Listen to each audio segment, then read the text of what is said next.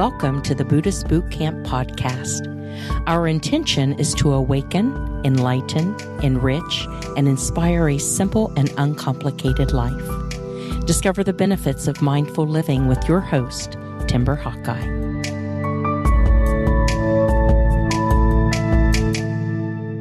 When things don't go well in our lives, we sometimes take out our frustration on the people closest to us when it's not their fault. This creates a problem in the relationship with them that wasn't there in the first place, adding one more issue to the list of things that aren't going well. That's why it's important to compartmentalize. Your frustration with car trouble does not need to cause friction between you and your children, for instance, nor is it okay to allow the way your boss treats you to change the way you treat your spouse, for example. If you don't heal from what hurt you, then you end up bleeding on people who didn't cut you.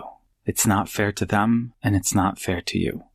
It's mind-boggling to me that while most of us like being in control, the only thing we actually can control is the one thing we don't: our composure. When people come over for the holidays, at least one of the guests will likely say something offensive. Another might accidentally break a valuable possession of yours. The neighbor's dog will bark all through dinner. Yet the house will smell amazing from pies in the oven, you will keep warm by the fireplace, and there's a very good chance someone will either drink too much, start talking politics, pick a fight, or be passive-aggressive enough to make snide comments about your house, the food, the problem with the world today is people like you, or something along those lines.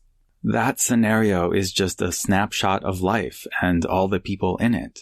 Although drama is all around us, we don't have to allow the external chaos create disturbances within. My aunt, for example, is disturbed by everything, from the way people dress and talk to the poor choices the government is making, not enough dressing on her salad, too much ice in her drink. She gets extra irritable when she's tired, grouchy if it's cold outside, not to mention it's best to stay away from her when she's hungry. But if the weather is nice and she is well rested, she can actually be a pleasant woman and even kind. But her temperament is unpredictable. It's not just my aunt, of course. We all feel joy, pain, anger, hunger, sympathy, irritation, excitement, and exhaustion, sometimes all in one evening, yet we rarely exercise the ability to maintain composure despite what's going on within or around us. Controlling our attitude affects our experience, so it's surprising we expend so much energy trying to control the elements, but we don't pay nearly enough attention to the tremendous difference a change in mindset can make. This is an invitation for us to stay calm and intentionally undisturbed. When I say undisturbed, I'm not talking about numbness, apathy, indifference, or carelessness. I'm talking about emotional stability. The ability to care, even passionately, have opinions, even strong ones, while calmly living in peace. It doesn't mean we don't proudly stand for what we believe in. We can quietly vote with our wallets to express our opinions, for example. We can support organizations that offer solutions to what we perceive to be problems. We can entertain conversations about deep topics with people who are interested and open to having them, and we can do it all calmly while everyone else does their own thing. Let me clarify, though, that that's what we can do, but not necessarily what we practice. For all I know, you may actually be the guest at the dinner party who picks a fight or drinks too much, or the one who internalizes the external and lets it wreak havoc within.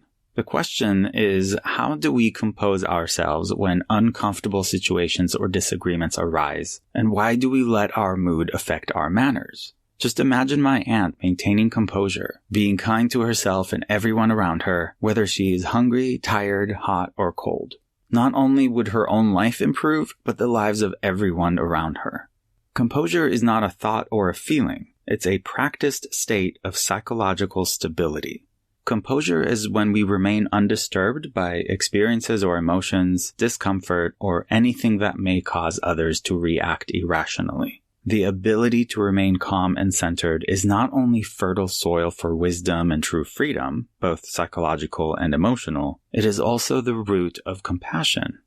Even if outraged, once we compose ourselves, we can be a force for change fueled by constructive grace, not by destructive rage. To be crystal clear, we must accept all of our feelings. Being undisturbed by emotions or difficult situations does not mean we deny, suppress, or avoid our feelings. Suppression of feelings is a form of non-acceptance and resistance. If you feel sad, you allow yourself to feel sad. Maintaining composure is about embracing the feeling without getting lost in it. I'm going to say that again. Embrace the feeling without getting lost in it. If you think remaining composed will let people walk all over you, it's actually the opposite. When you blame someone else for your behavior, that is giving them the power to manipulate you. Think about it. If you blame someone else for making you angry, you essentially tell them that they have you wrapped around their little finger. But if you maintain calm no matter what happens or what someone says, if you stick to your conviction to be less reactive, to be more loving, and to always be peaceful regardless of what's going on inside or outside of you, that is your superpower. Claim it. We learn composure while meditating in our peaceful little bubble, yes, but we get to practice composure at the dinner party when 3 people arrive late with unexpected guests, the food is undercooked or burnt, someone drops the pie on the floor, the cat eats just enough of it to get sick, the power goes out, and when you don't fall apart like everyone else, and someone tells you that the problem with the world is people like you, take it as a compliment. Composure does not mean we pretend something doesn't hurt or bother us, nor do we dismiss anything with carelessness. If people hurt you and you feel angry, it's okay to acknowledge the anger. But if you keep thinking about how terrible those people are, then your own thoughts will make you angrier. So feel your temper, explain your temper, but don't lose your temper. Remember, the Dalai Lama didn't say, only be kind to people when you are having a great day. He said, be kind whenever possible. It's always possible. Timber Hakkai is the best-selling author of Faithfully Religionless and Buddhist Boot Camp.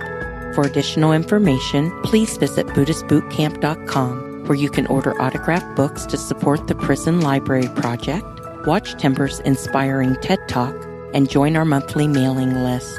We hope you have enjoyed this episode and invite you to subscribe for more thought-provoking discussions.